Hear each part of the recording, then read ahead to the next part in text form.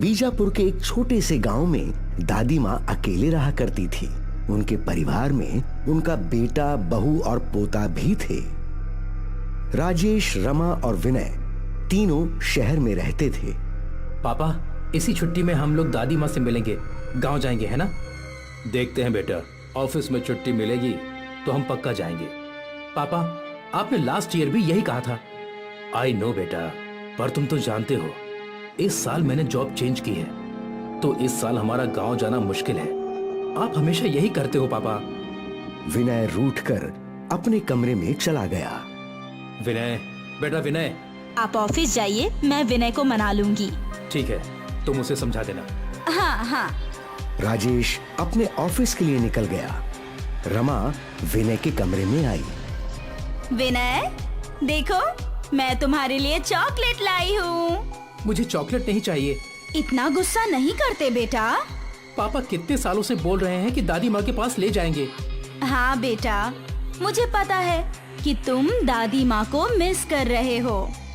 तो आप पापा को बोलिए ना, मुझे दादी माँ के पास ले जाएं। हाँ, मैं कोशिश करूँगी, पर पक्का नहीं बोल सकती। पर फिलहाल अगर तुम चाहो तो मैं तुम्हारी बात दादी माँ से करवा सकती हूँ। हाँ, उन्हें फोन लगाइए ना। रमा ने अपने मोबाइल से कॉल लगाया। दादी माँ की पड़ोसन ने फोन उठाया। अरे दीदी, आप सरिता देवी जी से बात करवा देंगी क्या? हाँ हाँ, अभी जाती हूँ उनके पास। ये लो, अभी दादी माँ आएंगी और उनसे बात करो। कुछ ही देर में बूढ़ी दादी माँ ने फोन उठाया। हेलो विनय बेटा। हाँ दादी माँ, आपको कैसे पता चला कि मैंने ही कॉल किया होगा? मुझ बूढ़ी को तुम्हारे अलावा कौन कॉल कर सकता है बेटा? एक तू ही तो है जिसे मेरी फिक्र है। दादी माँ, आप कैसी हो? मैं बहुत अच्छी हूँ। तू कैसा है? तेरी पढ़ाई कैसी चल रही है? मैं अच्छा हूँ और पढ़ाई भी अच्छी चल रही है। दादी माँ, इस बार भी पापा मुझे आपके पास नहीं ला रहे हैं। बोल रहे थे उन्हें छुट्टी नहीं है। पापा हमेशा ऐसा ही करते हैं। कोई बात नहीं बेटा। पर मुझे आपसे मिलना था, आपकी कहानियाँ सुननी थी। तो एक काम करते हैं कि मैं ही तेरे पास आ जाती हूँ। आप सच में आओगी दादी माँ? हाँ, तू अपने पापा को बोल दे मेरे टिकट्स करवाने। अरे वाह, अब तो बहुत मजा आएगा। आप यहाँ आने की तैयारी कीजिए दादी माँ, मैं आपका इंतजार करूँगा। ठीक है मेरे लाडले। नन्हा विनय और दादी माँ दोनों खुश थे, क्योंकि जल्द ही वो एक दूसरे से मिलने वाले थे। यहाँ विनय अपने घर में चिल्लाने लगा। दादी माँ आने वाली है, दादी माँ आने वाली है। अच्छा, पर कब? वो पता नहीं। दादी माँ ने बोला है पापा को बोलूं टिकट करवाने के लिए। वाह, ये तो बहुत अच्छा है। पापा, आपने दादी माँ का टिकट करवाया क्या? मैंने एजेंट को बोला है, हो जाएगा। दादी माँ भी अपने पोते के पास जाने की तैयारी कर रही थी। अरे, मैं तो पापड़ निकालना ही भूल गई। विनय को पापड़ बहुत पसंद है। पापड़ का डिब्बा अलमारी के ऊपर रखा था। दादी माँ एक स्टूल पर चढ़ गई। उनका हाथ डिब्बे तक पहुंच नहीं रहा था। वो कोशिश करती रही और उसी चक्कर में उनका संतुलन बिगड़ गया और वो गिर गई। माथे पे गहरी चोट आने की वजह से उनकी वहीं मौत हो गई। अगली सुबह जब उनकी पड़ोसन उन्हें उठाने आई तो दादी माँ को खून में लथपथ देखकर वो चीख पड़ी। दादी माँ की मौत पर सभी लोग गांव आए। दादी माँ, दादी माँ, आपको क्या हो गया? राजेश और रमा विनय को संभालने की कोशिश कर रहे थे, पर विनय को गहरा सदमा लगा था। उसे अपनी दादी माँ से बहुत लगाव था। उस रात सब लोग सो गए, पर विनय को नींद नहीं आ रही थी। वो घर में यहाँ वहाँ घूमने लगा। अचानक उसने देखा कि दादी माँ की कुर्सी हिल रही थी और उस पर दादी माँ बैठी थी। दादी माँ, दादी माँ। उसकी दादी माँ उसे हंसकर बुला रही थी। तू आ गया। मैं तेरा ही इंतजार कर रही थी बेटा। दादी माँ, सब लोग बोल रहे हैं कि आप मर गए हो। अब आप कभी वापस नहीं आओगे। अच्छा। सब लोग झूठ बोल रहे थे ना दादी माँ। हाँ बेटा, देख मैं तेरे साथ यही हूँ।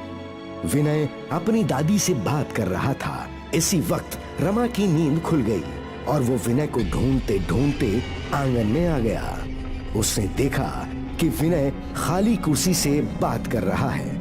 अरे विनय, तू किससे बात कर रहा है? देखो देखो दादी माँ लौट आई। कहाँ है दादी माँ? वहाँ कोई नहीं है बेटा। क्या माँ? देखो दादी माँ यही है। ये सुनकर रमा हैरान थी। राजेश! राजेश! क्या हुआ? विनय बोल रहा है वो दादी माँ से बातें कर रहा है। अरे उसे अपनी दादी माँ की याद आ रही होगी, शायद इसीलिए वो उसका आभास होगा। सा लगता तो नहीं है, शायद उससे तुम्हारी माँ का भूत दिख रहा हो।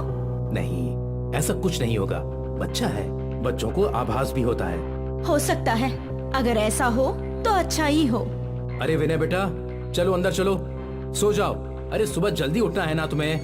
ठीक है पापा। विनय के मम्मी पापा उसे बेडरूम में ले गए। अब से अक्सर विनय अकेले में बातें करता था। रमा को ये सब बहुत ही अजीब लग रहा था। विनय, ये तुम किससे बात कर रहे हो?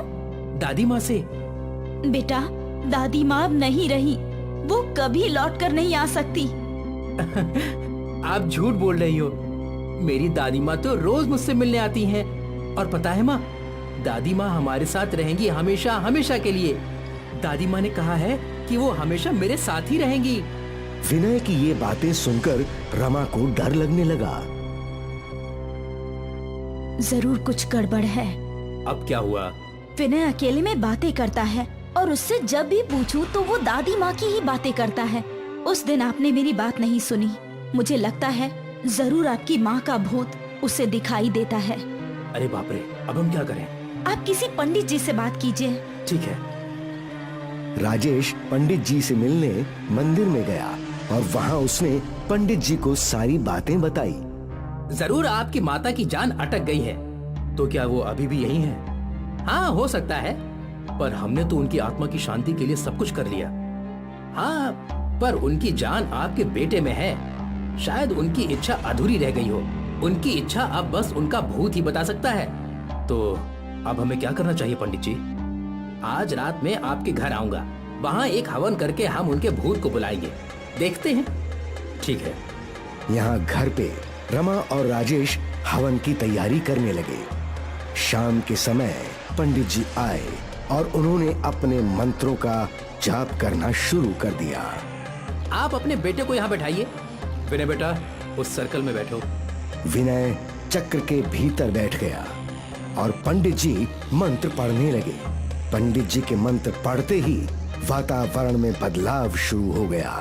हवा तेज हो गई, खिड़की दरवाजे पटकने लगे। विनय के दादी का भूत चक्र के पास प्रकट हो गया। मुझे यहाँ क्यों बुलाया? माताजी, आप अपने पोते के साथ नहीं रह सकती। ये सृष्टि का नियम नहीं है माताजी। मेरे जीते जी भी मुझे अपने पोते के साथ रहने नहीं मिला। कम से कम अब तो रहने दो। नहीं माताजी, इससे आपके पोते को ही नुकसान होगा। क्या आप उसकी जिंदगी बर्बाद करना चाहती हैं? नहीं, मेरा विनय मुझे बहुत प्यारा है। तो बच्चे के लिए यही अच्छा है कि आप उससे दूर हो जाएं।